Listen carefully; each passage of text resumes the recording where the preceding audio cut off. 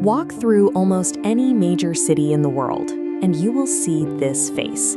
It is printed on dorm room posters, stitched into designer clothing, and plastered across cheap merchandise. Millions of consumers wear this image as a generic badge of rebellion, yet a vast majority of the people buying these shirts have absolutely no idea what the man actually stood for, or the extreme, violent ideology he spent his life advancing.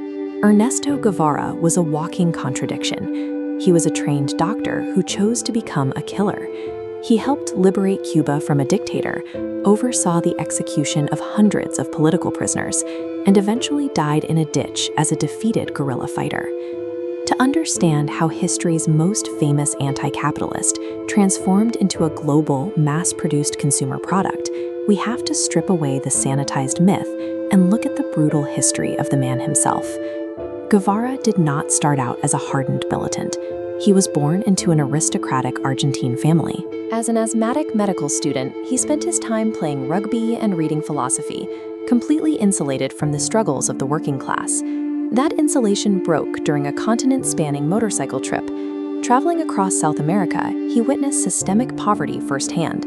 He met miners freezing in the desert because they were blacklisted for demanding wages, and he watched patients die of treatable diseases. That exposure dismantled his privileged perspective.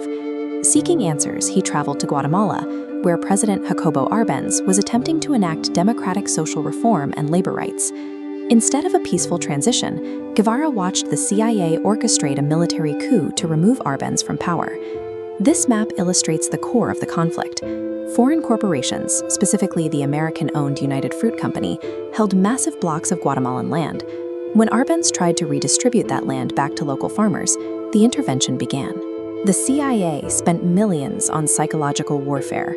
They dropped propaganda leaflets, broadcast lies over pirate radio, and used a small mercenary force to simulate a massive invasion.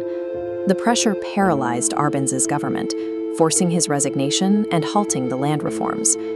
For Guevara, the collapse of Guatemala proved a specific point. You cannot negotiate with an empire. He concluded that peaceful, democratic change was impossible, and that true revolution required uncompromising violence. He took that violent philosophy to Mexico, where he allied with Fidel Castro. Together, they sailed to Cuba, retreating into the dense canopy of the Sierra Maestra Mountains to wage a grueling guerrilla war against the Cuban government. His ideological transition crystallized during a devastating early ambush. Finding himself pinned down and wounded, he had to choose between carrying a medical kit or a box of ammunition. He picked up the bullets, officially prioritizing the war over his medical oath. He proved his military value at the Battle of Santa Clara. Facing a heavily armed government train, he ordered his men to use a bulldozer to tear up the tracks. The train derailed, the trapped soldiers surrendered, and the Cuban dictator fled the country.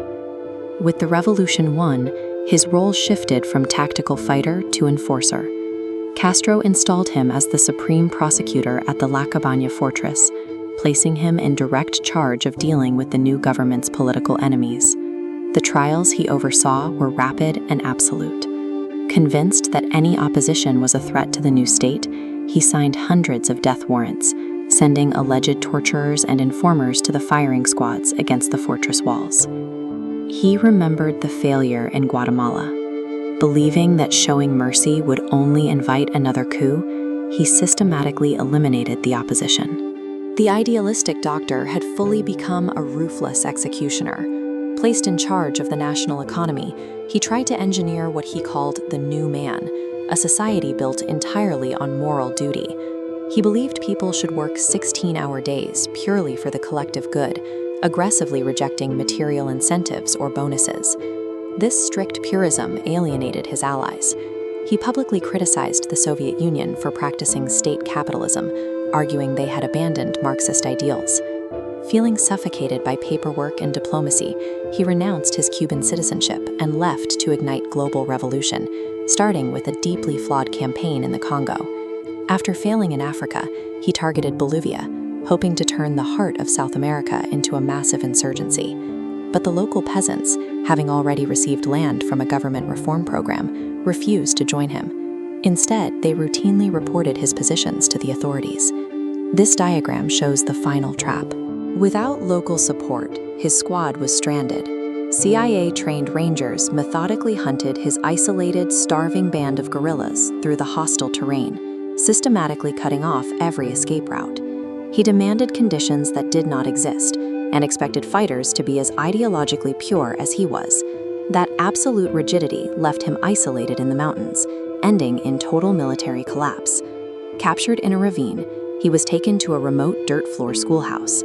The Bolivian president ordered his immediate execution, deliberately bypassing a trial to prevent him from delivering speeches and becoming a living martyr for the communist cause. The military displayed his corpse on a hospital laundry sink to prove to the world he was dead. But the resulting photographs showed a gaunt, wounded man who closely resembled Renaissance paintings of a sacrificed Christ. The attempt to erase him instantly backfired. Months later, his image exploded across the globe. Students protesting in Paris and Berkeley adopted an earlier photograph of him, carrying it as a universal symbol of resistance against authority. The actual man failed because he demanded an impossible, uncompromising perfection. But his death scrubbed away the firing squads and the military blunders, leaving behind an empty vessel. Today, the world's most famous anti-capitalist survives as a mass-produced commodity, offering rebellion you can purchase with a credit card.